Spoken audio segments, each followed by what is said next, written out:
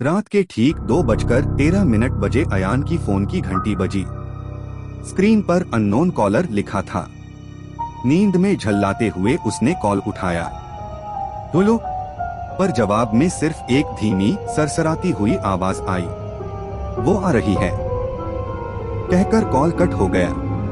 अयान ने पहले तो सोचा कोई मजाक कर रहा है, लेकिन फिर उसने देखा फोन की कॉल हिस्ट्री में वो कॉल था ही नहीं।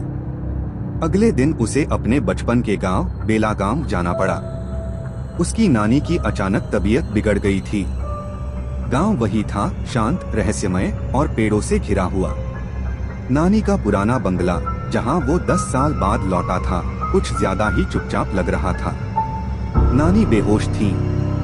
डॉक्टर ने कहा इन्हें किसी गहरे मानसिक आघात की वजह से शॉक में डाला गया है।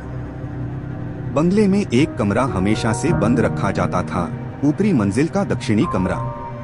बचपन में उसे बताया गया था कि उस कमरे में शांति भंग होती है। रात को अचानक वही आवाज, सरसराहट और फुसफुसाहट फिर सुनाई दी। वो आ रही है। अयान ने ऊपर जाकर देखा, दरवाजा खुला था। कमरे के अंदर एक पुरानी लकड़ी की अलमारी थी। उसके ऊपर धूल जमी थी, लेकिन बीच में एक जगह साफ थी, जैसे किसी ने हाल ही में छुआ हो। अलमारी के अंदर एक पुराना फोटो एल्बम था। अयान ने देखा बचपन की तस्वीरें थीं, लेकिन एक तस्वीर अजीब थी। एक पारिवारिक फोटो में सभी लोग खड़े थे, लेकिन पीछे खिड़की के पास एक धुंधली महिला की आकृति थी, लंबे बाल, सफेद साड़ी और बिना चेहरा। अयान चौंक गया। उसने वो फोटो नानी को दिखाने की कोशिश की, लेकिन जैसे ही फोटो उनके सामने आई, नानी की सांसें तेज हो गईं। उन्होंने आंखें खोलकर कांपते हुए कहा, कमरे को फिर से मत खोलना। गांव के बुजुर्ग से अयान को पता चला कि सालों पहले उसी बंगले में एक औरत का कत्ल हुआ था। वो बंगले की नौकरानी थी, सुरैया। कहा जाता है कि बंगले के मालिक ने उसे धोखा दिया था और फिर उसकी आत्मा उसी कमरे में बंद हो गई। कई सालों से वो कमरा बंद था, जब तक अयान ने उसे नहीं खोला। रात 3 बजे फिर वही फुसफुसाहट। अब वो बाहर है। अयान की नींद खुली, खिड़की अपने आप खुल गई थी। हवा नहीं चल रही थी, लेकिन पर्दे अपने आप उड़ रहे थे। कमरे में हल्की सी चांदनी थी और एक परछाई धीरे धीरे दरवाजे से अयान की ओर बढ़ रही थी। उसकी आंखें लाल थीं और उसके पैर जमीन को छू नहीं रहे थे। अयान चीखते हुए सीढ़ियों से नीचे भागा। दरवाजा खोलने की कोशिश की, पर ताला खुद ब खुद बंद हो गया। पर्दे उड़ रहे थे, बल्ब झपक रहे थे और फोन में फिर से कॉल आया। अब कोई रास्ता नहीं।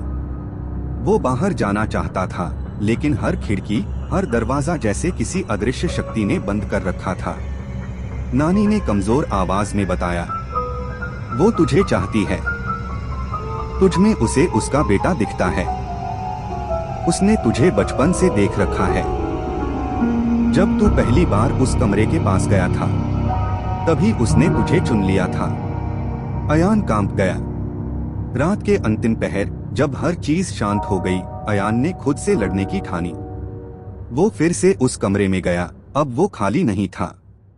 मध्य में एक औरत खड़ी थी, लंबे बाल, बिना आंखों का चेहरा, पर उसके होंठ हिल रहे थे। तू क्यों आया वापस? अयान ने कांपते हुए कहा, मैं तुम्हें मुक्ति देने आया हूँ। उसने पुराने मंदिर से लाया हुआ ताबीज उसकी ओर फेंका। तेज रोशनी हुई, कमरे की दीवारें हिलने लगीं और एक तेज चीख पूरे बंगले में गूंज उठी। अगले दिन सब कुछ सामान्य था। नानी की तबीयत सुधर गई। दरवाजे अब खुल रहे थे, आवाजें बंद हो गई थीं।